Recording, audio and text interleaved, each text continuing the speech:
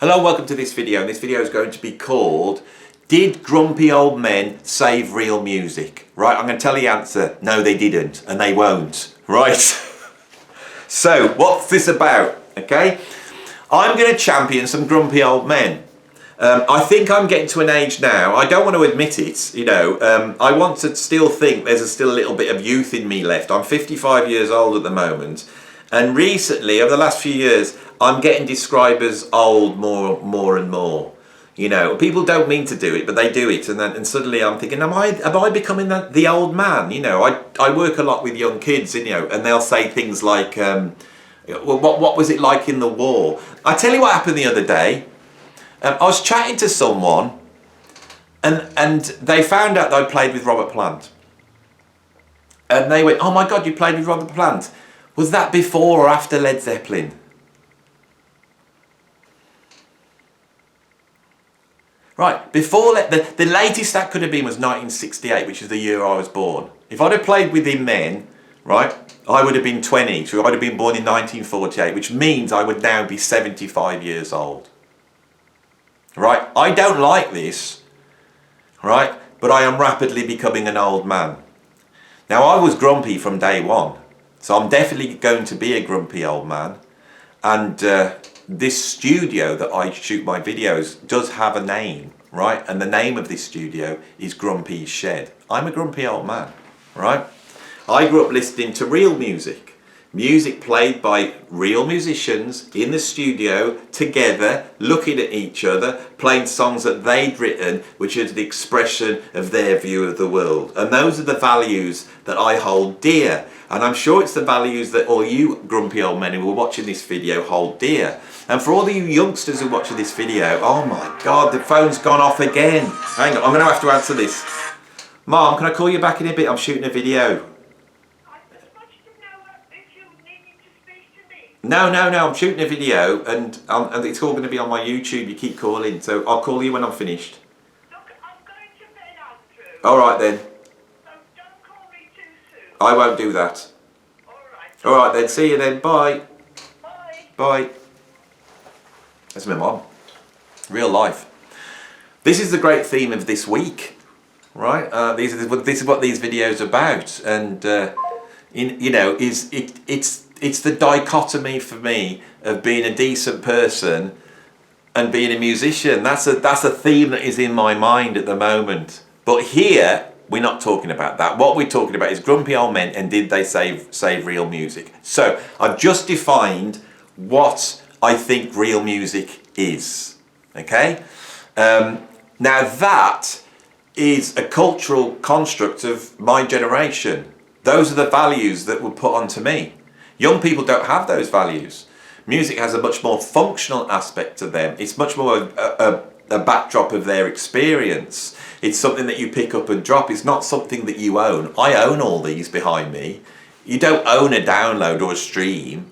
It's something that has a choice. It's attached to an experience. It's attached to social activity. This really comes from dance music. People don't understand that the era of rock music, the great era that I grew up with, was wiped out nearly 30 years ago by dance music. Dance music's fantastic. When it's brilliant, it's a brilliant form of music, and I've made dance music, right? But dance music brought in a different aesthetic, and if you're dancing in a club and jumping up and down, you don't care about the artist that's playing, you're just into the experience, right? Those artists are much more faceless. They're much more allowed to rip other artists off. It just doesn't matter. It doesn't matter about authenticity. It doesn't matter about authorship. It just doesn't matter. That's gone. But our generation bought into these artists. And there was a dialogue between them. You were a fan of so-and-so, and you were like in a little army. Do you remember that? If you liked Led Zeppelin, when I was a kid, and I first got into music, I liked Motorhead and Iron Maiden, which means I couldn't like The Who and The Jam.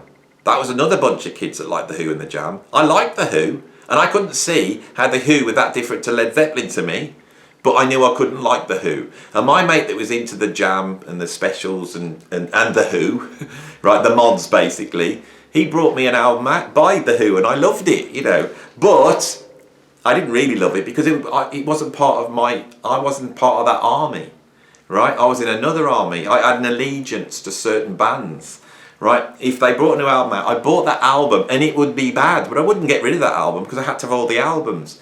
And I would be upset that this artist that I trusted was making albums I didn't like. What they do? What's this going on? And I would come up with scenarios of why they've done that. I would try my best to find what must be the worth in there. But a band that I was supposed to not like, I would instantly try and not like them. I would find the reasons why I don't like them, even though I was enjoying them, right? Now this is all the negative, stupid stuff of my generation.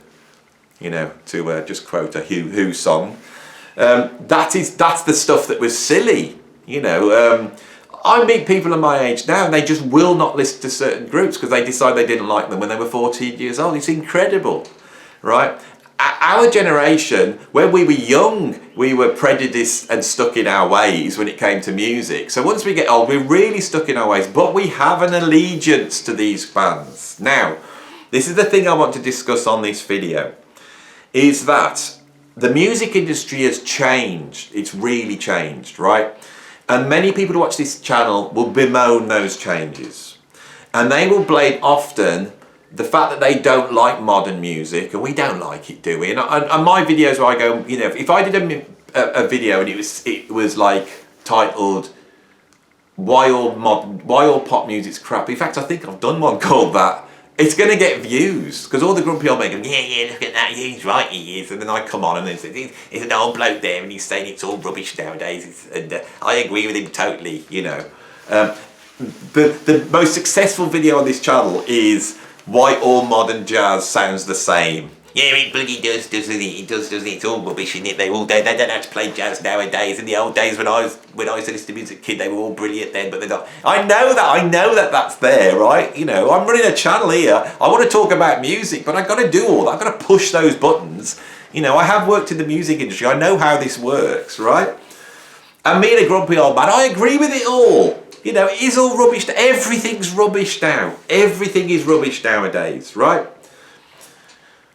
But there is another attribute of these digital technologies and this computerization that has worked in us grumpy old men's advantage.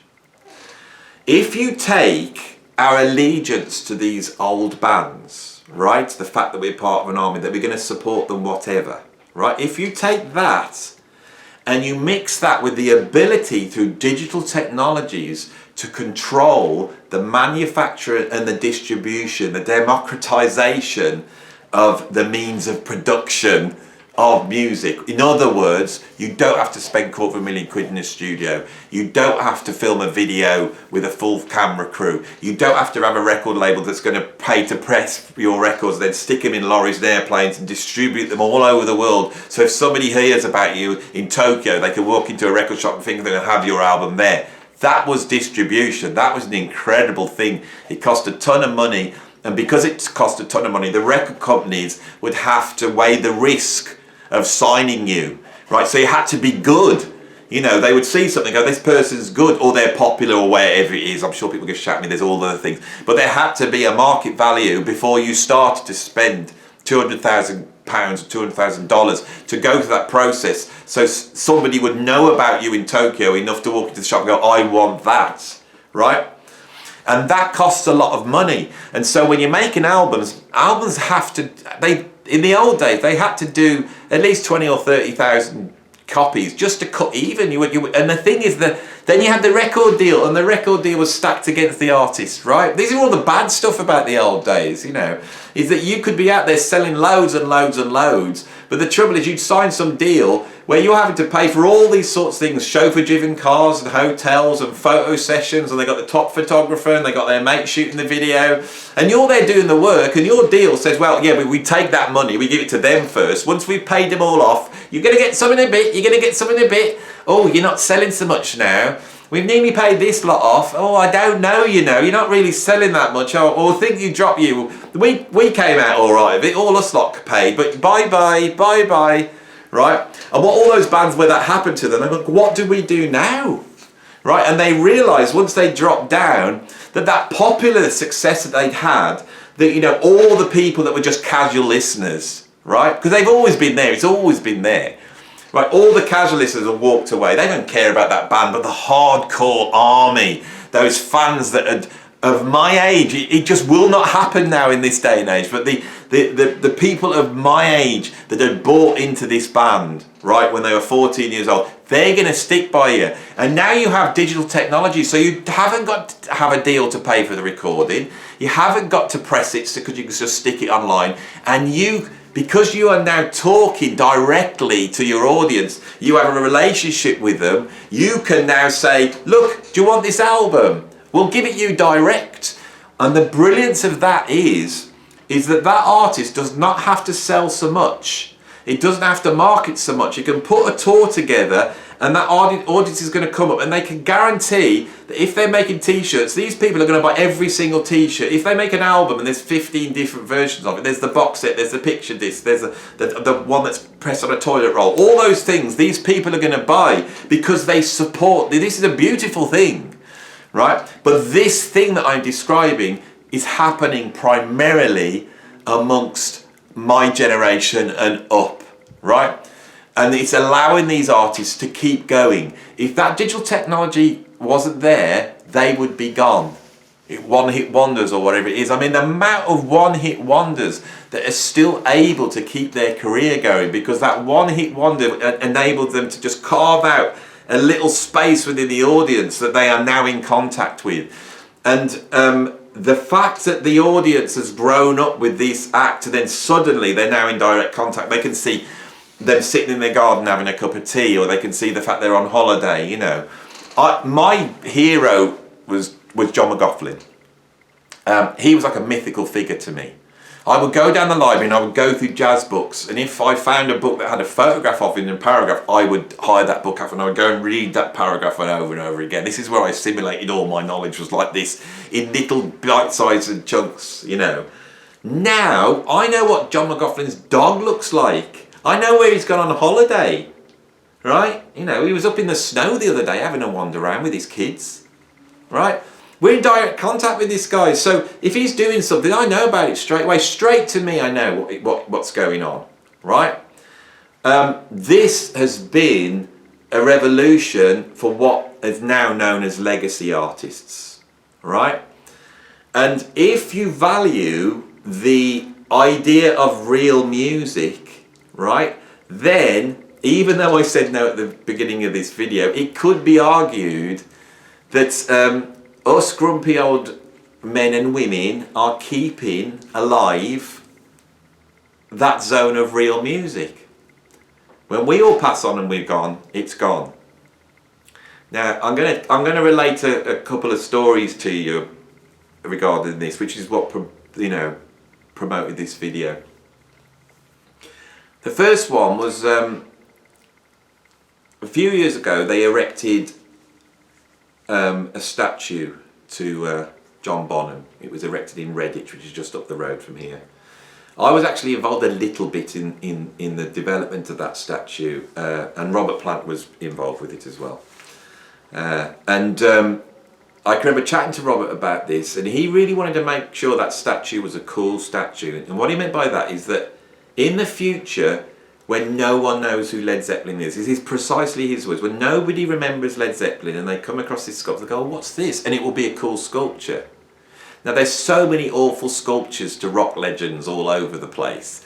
And in 200 years' time, people are going to be looking at this bizarre character stood there going, who the hell was this? And it will be the equivalent of these statues of the old slave owners that built the town up, and we look and go, who the hell's that? And nobody knew who they were for years and years. And then somebody's looked it up and go, my God, this person had a company that paid some money that bought slaves, and then they're trying to tie the statue down and all that type of stuff. Who knows what people will think of these bizarre statues to Rory Gallagher and Phil Lynott that are lined up the world, you know, these statues to Frank Zappa, you know, who the hell's this bloke here? It's going to be strange. So the statue of Bonham is a beautiful statue, and it embodies the drummer, right? And drums will always be there, right? But what was interesting was Robert's point that at some point it will be forgotten. It seems almost unheard of that these artists could disappear from our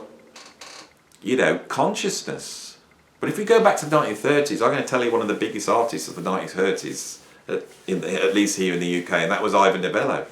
Now, we only know Ivan Novello because he gave his name to an award ceremony. Nobody knows who Ivan Novello was, but it was named after him because he was one of the biggest artists.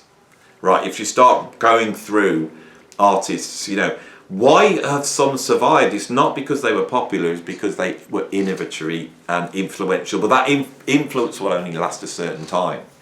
But at the moment, the last dying embers of what our generation calls real music is being kept alive by us. It's us buying the albums. And what I mean is the idea of buying albums, the idea of going to gigs, right? So I'll tell you another story. I got a good friend, and he's a huge fan of the Stranglers, right?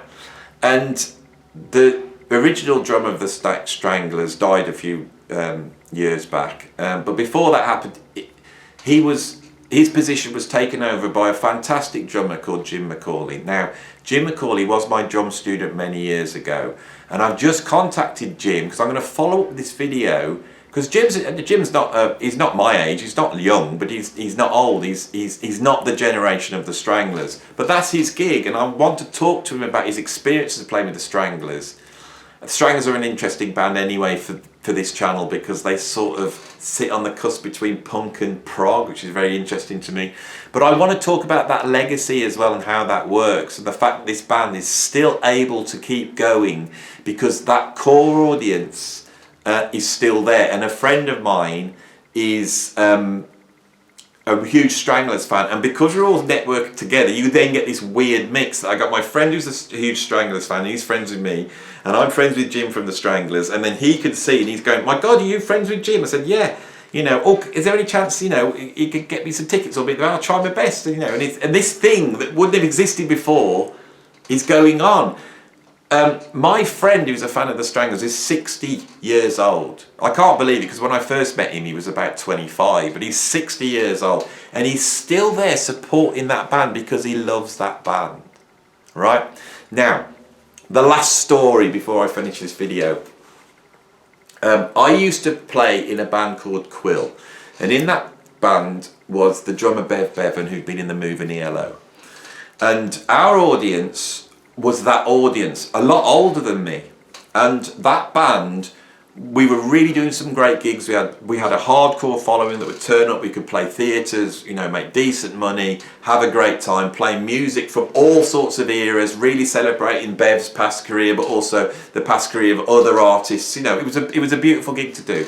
Then COVID came along, and COVID was threatening the very people that came to our gigs. So when COVID stopped and we opened back up, the numbers were less, and the part of that was because that audience in that 2 years had just got older. They'd stopped going, and they were also worried about mixing and going into that. The thing they were just getting too old to do it, right? And that has affected the band. The band's done far less gigs since we've come back from COVID, and I'm now, you know, I've left that band and I'm doing other things, you know, which is great. But I really saw that. I really saw how COVID really. It was a big kick for you know, the venues, the legacy artists, all of that was knocked, and you could see the fragility of it. But the point I wanted to make on this video is that the old grumpy ones who are watching this, right? You guys are keeping real music alive. You're part of the music industry, and you're actually part of a very modern new aspect of the music industry, which is reliant on digital technologies. Now, who pioneered this? I'll tell you who it was. It was a progressive rock band, Marillion.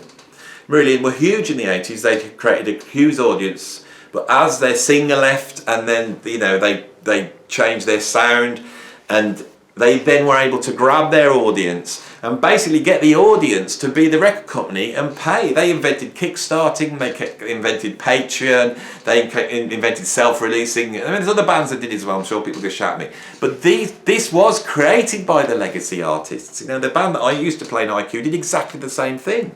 You know, they had a major deal in the 80s, and when that stopped, they set up their own record label, which I'm signed to now, Giant Electric P, with my progressive rock band, Rain. And we're able to make albums, we're able to reach an audience, and I love the fact that I can do that. And I thank the people out there that support me doing this. And the thing is, when I set this channel up, I had that little seed of these people that would stand by me. So when I set this channel up, I didn't start off nowhere. There were people who like progressive rock. I started to talk about progressive rock, and the channel's grown, and it's brought those people to me. I know you're there. I know you're there. And I don't think you get championed enough. And I wanted to champion you on this video and explain the incredibly modern thing that you lot are doing, even though you're all old and grumpy and past it, right? You should get a pat on the back for supporting real music. And more importantly, I want to thank you for all the incredible experiences I've had through the years, because you guys are there backing me up with us in my little tiny career in the progressive rock world, making the albums that I made. I thank you all very much, right? And if you are one of those, I'm sure you've liked this video, and I'm sure you've subscribed to the channel. And if I can just beg you a little bit more, if you want to support me just a little bit more, come and become a Patreon. The link's down there. And I will appreciate it even more. And I will shower my appreciation on you. I love you so much. And if there's any youngsters that are into this channel, I love you too. Should I be saying that? I don't know. You see, this is what happens when you get grumpy and old like me. You just don't know whether you get on that line, you know. I've said it now. Can't take it back. Hope you enjoyed this video. Right? I hope it was enlightening. I hope that this title is clickbaity enough that enough people have watched it. I recently did a video called The Power of the Moustache, and that was an absolute disaster. One of the lowest performing videos. You know, these philosophical videos are always low performing, but now things have changed around. I think people are coming here for this sort of just rambling nonsense that I do. So the next thing I got to do is it's these more surreal comedy videos that I do every now and then. I'd like to do some more of those, but those who watched it seem to appreciate it, you know. So if you want to check out a video about the moustache in music history, then I have done one of those. Not everyone does those, do they? I'm finished. I'm done. I'll see you on the next video. Thanks for watching.